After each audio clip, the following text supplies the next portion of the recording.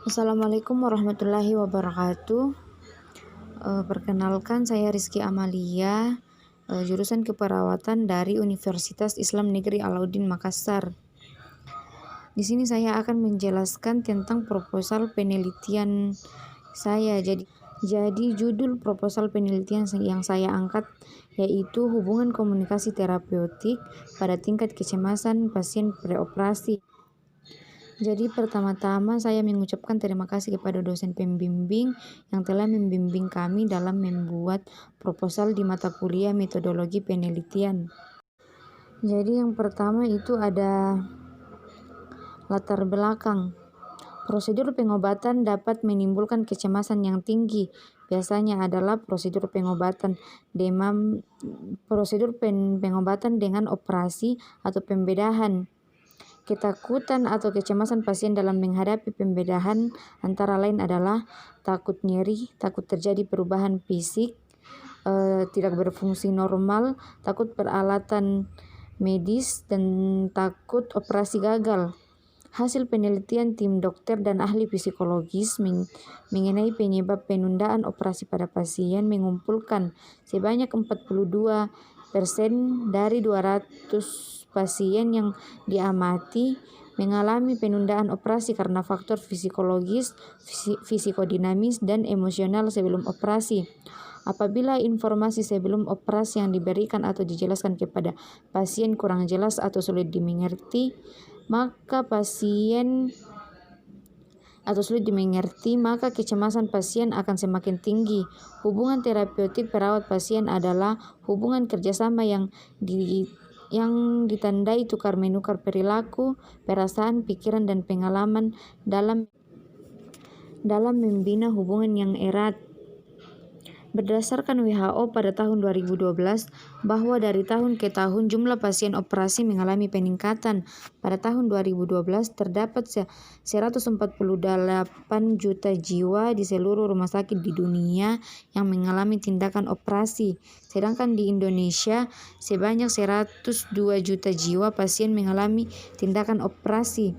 Respon yang paling umum dialami pasien preoperasi yaitu respon psikologis yang berhubungan dengan kecemasan. Pasien yang akan dilakukan pembedahan harus dipersiapkan secara mental karena selalu ada rasa cemas dan takut. Dari pemikiran dan fenomena di atas, saya tertarik untuk melakukan penelitian tentang hubungan terapeutik perawat pasien dengan tingkat kecemasan pasien, khususnya pada pasien sebelum dilakukan operasi. Untuk dapat meningkatkan kepercayaan diri pasien dalam menghadapi suatu tindakan operasi, maka hubungan perawat pasien perlu dibangun agar pasien dapat memberi alternatif yang positif bagi dirinya sehingga kecemasan preoperasi dapat diminimalisir.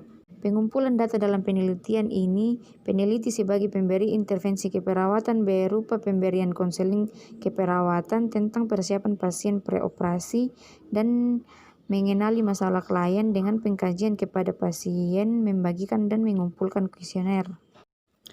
Jadi, masalah dari penelitian ini adalah yang pertama, apakah pengaruh komunikasi terapeutik pada kecemasan pasien sebelum melakukan tindakan operasi?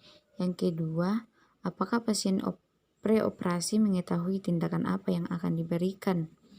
Jadi tujuan dari penelitian ini yang pertama itu untuk mengetahui hubungan komunikasi terapeutik perawat pasien terhadap tingkat kecemasan pasien preoperasi. Yang kedua, untuk mengukur tingkat pengetahuan pasien mengenai tindakan yang akan dilakukan. Jadi manfaat dari penelitian ini ada dua. Yang pertama itu manfaat teoritis, yang kedua manfaat praktis. Manfaat teoritis, peneliti dapat memberikan ilmu pengetahuan di bidang ilmu keperawatan, terutama tentang hubungan komunikasi terapeutik pada pasien preoperasi. Yang kedua itu manfaat praktis, ada ya manfaat bagi rumah sakit, bagi peneliti, dan bagi keluarga. Manfaat bagi rumah sakit yaitu peneliti diharapkan dapat dijadikan acuan Penelitian dapat dijadikan acuan dalam pelaksanaan asuhan keperawatan, khususnya dalam memberikan keperawatan dan pemecahan masalah di rumah sakit, khususnya pada pasien preoperasi. Manfaat bagi peneliti yaitu penelitian ini diharapkan dapat menambah pengetahuan tentang faktor-faktor yang berhubungan dengan tingkat kecemasan pasien preoperasi dan menjadikan penelitian ini sebagai pengalaman serta dapat menjadi referensi bagi penelitian selanjutnya. Yang ketiga itu manfaat bagi keluarga. Penelitian ini diharapkan dapat dijadikan ilmu pengetahuan tambahan dan acuan keluarga dalam pemberian dukungan pada anggota keluarga yang sedang mengalami perawatan dan tindakan medis. Selanjutnya ada bab 2. Yang pertama, tinjauan variabel dependen atau variabel terikat. Variabel merupakan atribut sekaligus objek yang menjadi titik perhatian suatu penelitian. Komponen yang dimaksud penting dalam menarik kesimpulan atau inferensi suatu penelitian. Variabel merupakan objek pengamatan penelitian. Sering juga disebut sebagai faktor yang berperan dalam penelitian atau gejala yang akan diteliti. Variabel dependen adalah variabel yang dipengaruhi atau menjadi akibat dari variabel independen. Yang kedua itu ada variabel independen atau variabel bebas. Variabel independen yang mempengaruhi atau yang menjadi sebab perubahannya atau timbulnya variabel terikat. Variabel independen adalah karakteristik yang dapat memberikan pengaruh atau dampak dari variabel dependen. Di dalam penelitian, variabel ini disebut variabel X atau variabel bebas. Yang ketiga itu ada kerangka teori.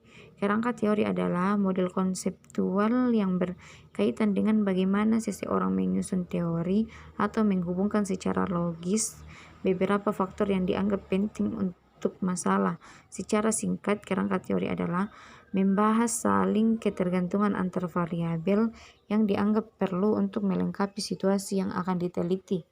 Jadi kerangka teori dalam penelitian ini dapat digambarkan seperti tabel di bawah ini. Jadi ada komunikasi terapeutik dipengaruhi oleh kecemasan pasien. Jadi faktor yang mempengaruhi komunikasi terapeutik itu ada 3: fase orientasi, fase kerja, dan fase terminasi. Sedangkan faktor yang mempengaruhi kecemasan pasien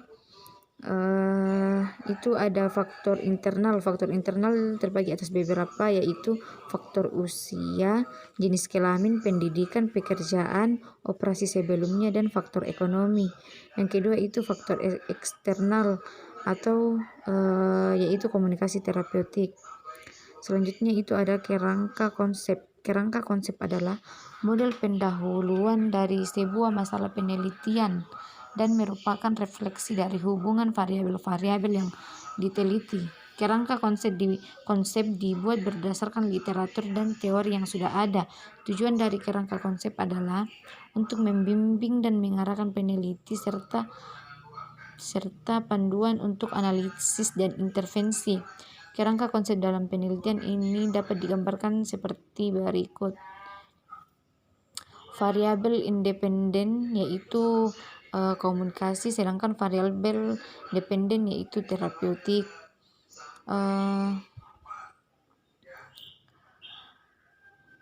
Variabel dependen itu dipengaruhi tingkat kecemasan pasien preoperasi dan pengetahuan pasien atas tindakan yang akan diberikan. Selanjutnya ada variabel dan definisi operasional. Variabel penelitian, variabel dependen atau terikat atau variabel utama penelitian ini yaitu tingkat kecemasan pada pasien preoperasi. Sedangkan variabel independen dalam penelitian ini adalah komunikasi terapeutik. Yang kedua itu definisi operasional. Definisi operasional merupakan bagian yang mendefinisikan sebuah konsep atau variabel agar dapat diukur dengan cara melihat pada dimensi atau indikator dari sebuah konsep atau variabel. Jadi yang pertama itu ada variabel dependen atau terikat, yaitu tingkat kecemasan pasien preoperasi. Definisi operasional dari kecemasan adalah rasa takut dan khawatir yang memperingatkan individu tentang kemungkinan datangnya suatu bahaya ketika akan menghadapi proses operasi atau pembedahan. Jadi alat ukur dari penelitian ini yaitu menggunakan HARS dengan kriteria 0 sama dengan tidak ada kecemasan, 1 sama dengan kecemasan ringan, 2 sama dengan kecemasan berat, 3 sama dengan kecemasan yang berat, dan 4 sama dengan kecemasan yang sangat berat. Hasil pengukuran yaitu pengukuran terlebih dahulu dilakukan uji normalitas data dengan ketentuan kategori sebagai berikut. Total skor yang pertama itu kurang dari 14 tidak ada kecemasan. Yang kedua 14 sampai 20 sama dengan kecemasan ringan. Yang ketiga 21 sampai 27 sama dengan kecemasan sedang. 4 28 sampai 41 kecemasan berat, dan 5 42 sampai 56 sama dengan kecemasan yang sangat berat. Jadi nanti di sini ada beberapa pertanyaan yang akan diberikan kepada pasien preoperasi. Jadi skala dari pengukuran ini adalah skala nominal. Selanjutnya variabel dependen yang selanjutnya pengetahuan pasien atas tindakan yang akan diberikan. Jadi definisi operasional dari pengetahuan adalah segala sesuatu yang diketahui setiap individu tentang tindakan yang akan ia jalani selama operasi atau pembedahan. Jadi alat ukur untuk variabel ini adalah kuesioner dengan beberapa pertanyaan. Hasil ukur untuk jawaban yang salah diberikan skor 0, dan untuk jawaban yang benar diberi skor 5 dengan skala interval. Selanjutnya ada variabel independen. Jadi variabel independen dari penelitian ini adalah komunikasi terapeutik. Definisi dari komunikasi terapeutik adalah kemampuan perawat yang sudah direncanakan sebelumnya bertujuan untuk mengurangi tingkat kecemasan pasien yang akan menghadapi operasi. Jadi alat ukur dari variabel independen adalah juga menggunakan kuesioner dengan kriteria.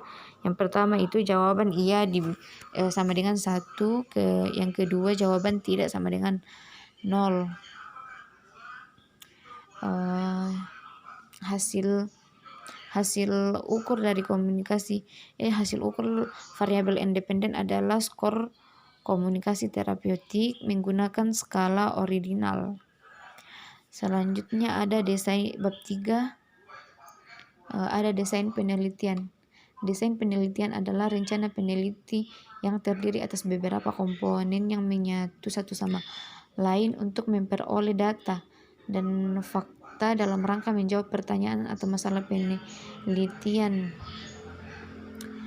Penelitian ini menggunakan jenis penelitian deskriptif korelasional, yaitu penelitian yang diarahkan untuk menjelaskan hubungan antar dua variabel bebas dengan variabel terikat dengan pendekatan korelasional, di mana data yang menyangkut variabel bebas dan terikat dikumpulkan dalam waktu bersama-sama.